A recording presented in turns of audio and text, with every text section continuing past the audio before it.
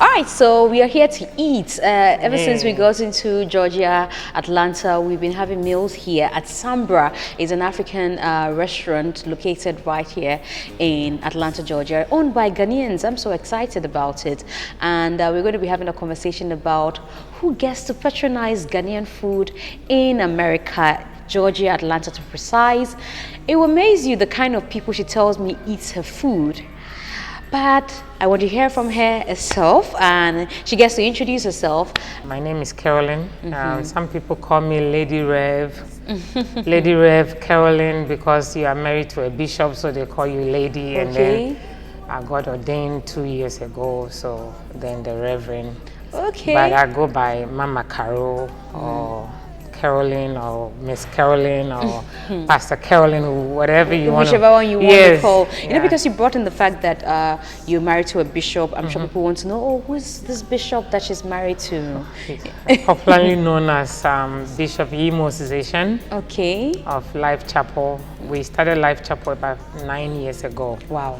But we were serving another man of God for about 9 years. We served there as associate 18 years. Yes. Wow. Before we branch out. So when you go to Life Chapel, I'm sure you will see the handsome Bishop Imo Cessation.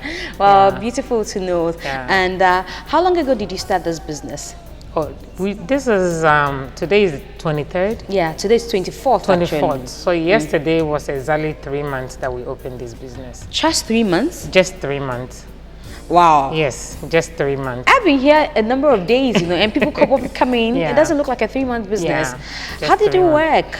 Well, COVID was bad, but there are other aspects of COVID that, you know, helped us, some of us. While we were in the lockdown situation, people vacated their stores. And so we will say that God made room for us because of that we were able to negotiate. Okay. And we got this place. I got it, I believe, last year, September. Okay. But it took a while to put it together. Because of the requirements over here. You have to deal with the fire department, you have to deal with the health department before you deal with the licensing department. And so it took a while before we were able to open on January 23rd of this year. This year. So when you started the business. How did this dream come about? It's been there where in Winneba, I attended Winneba's secondary school. I did home science. Okay. So, and my mom and my grandmother were always cooking. If someone were to be having any event, they were those who would be called to do the food. So the household, everybody knew how to cook. So it's always been there. So when I came here around 95, I was catering for people. Okay. And then I met my husband in 1999. We got married. So you got married here? Yes. Wow. In New Jersey. Wow. Yeah. And I was still cooking for people. But so when you say cooking for people, it means that they place orders? Yes. Okay. Yes. They place orders to you. These are Ghanaian homes, and then you prepare the food and you deliver to them, and they pay you for that. I even cooked for UGA. They had an event, University of Georgia. Okay. They had an event, international event, and they wanted some African meals, so we had to cater for them. So it's been there. But 2003, we moved here. From New Jersey to Virginia, and then here. Okay. And we were working with this great man of God, and I was cooking on weekends and taking the food to the church. Okay. And selling food after church. Okay. And so it's always been there since 2003. And then sometimes we come that close to securing a place to open, and then something will come up. Then eventually this one came in, and the landlord was just amazing. Was willing to work with me, and so that's well, let me also mention I have a cousin in Ghana who actually sent me money from Ghana to help finance the project also. So a shout out to Ben. Thank you. Wow, that's beautiful. When people are home expecting money from America, somebody is also sending from Ghana here. Wow, that's great to note. And then when you started, what kind of meals were you preparing when you started? We launch out. I have a spiritual daughter who is from Jamaica. Okay. So we added Jamaican meals Food, okay. to it. So we've been cooking the African meals, but then we have Jamaican infusion and some American meals. So we do have fufu and all the soups. We have the garden eggs and okra, and but then also we have the oxtail, jerk chicken, Jamaican beef patties. I had that. Yeah. I had the oxtail. Uh-oh. What's the sauce called? You see that one, I had to bring it out. Okay, it's something I would love to have over and over. Yesterday I was telling Really? Vincent, I said, oh, maybe oxtail sauce, no? Oh, And yeah. she said that is supposed to be pre-ordered, and all of that. Oh, nobody told me. You can have some. Okay. They have been, some people come here now and order like fried chicken wings, and they will ask for the sauce. Wow. The sauce are basically made with African products. Ooh. So this is special. that's it. So it's homemade. your recipe. Yeah. Wow. Yeah. Because I was like, okay, what's the sauce called? Yeah. No, I see. From the Okay. scratch, yeah. So it's new and they love it. Wow, I love it Whites, blacks, Africans, yeah. too. So how did they get to know about this place? I don't know how it works here. In Ghana, you might have to tell a friend to tell another friend to bring. You have to launch the place, invite people to come and eat free first. And that's how some people do it in Ghana. Okay. How did it work for you? Well, we have Uber Eats, DoorDash, Grubhub, Yelp.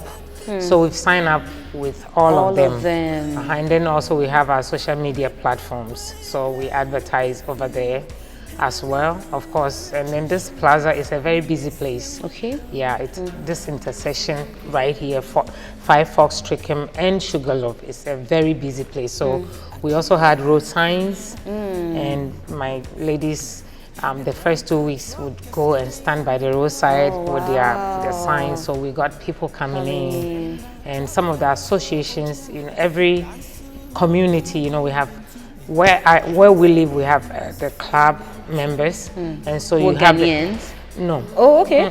Okay. And they will post it on their platforms, and they will be telling people. So that's how we get people. So which nationalities are these people in the club? Amazingly, since we opened, I would say that the clients or customers that have been coming here are about 90% white and African Americans and 10% Africans. Wow. Yeah.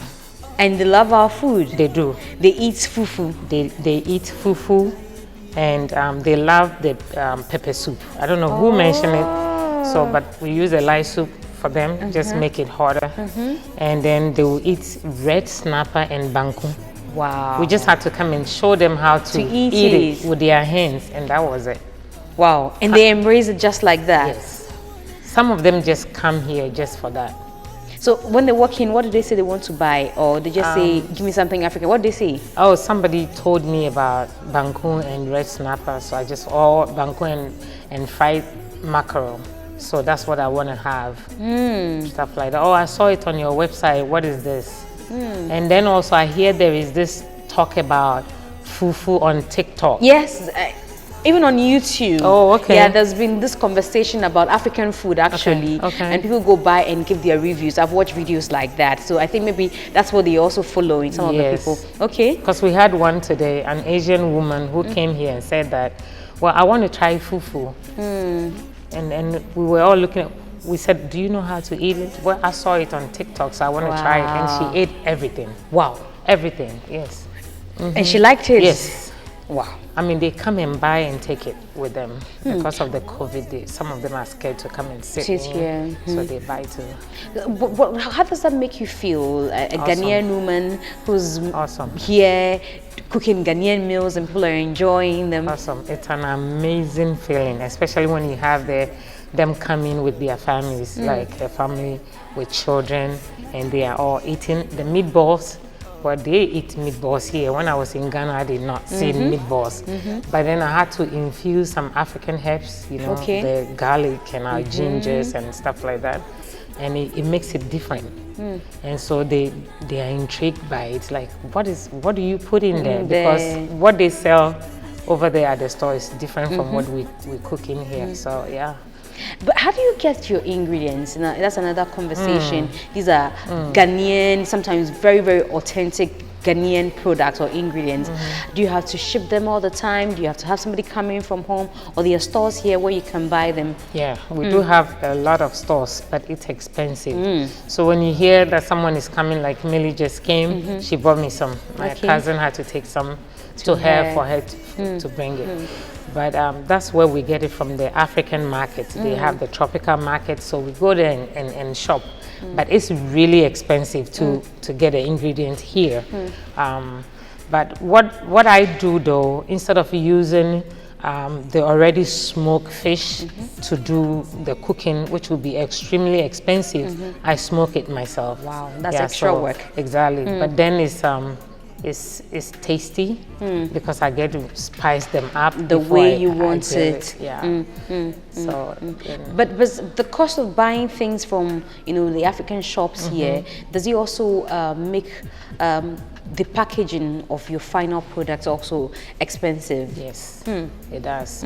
And unfortunately, people do not understand that you are getting it from the African market, you are bringing it here, cooking it, and it's going to be different than what they will go and buy and cook in their homes. They just want you to sell it cheaper, but you couldn't, because then how do you pay the electricity bills and all that? that?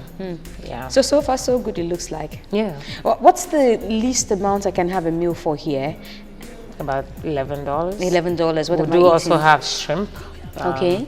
For appetizer, that is $8. Okay. So although we have a cozy place, but we have meals that you can have. For $11, you can have the tilapia fillet.